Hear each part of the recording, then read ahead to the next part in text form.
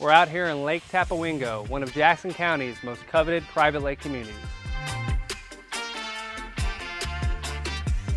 Lake Tapawingo is a highly sought after lake, centrally located in Blue Springs, Missouri. It's a perfect community for boating, fishing, and paddleboarding enthusiasts, and so much more. Join me as we step inside our newest listing, a 4-bedroom, 3-bath lakefront home nestled in the back of this private cove. This coveted ranch home offers one-level living, modern finishes, a walkout basement, and that peace and tranquility that you've been looking for. Let's get inside.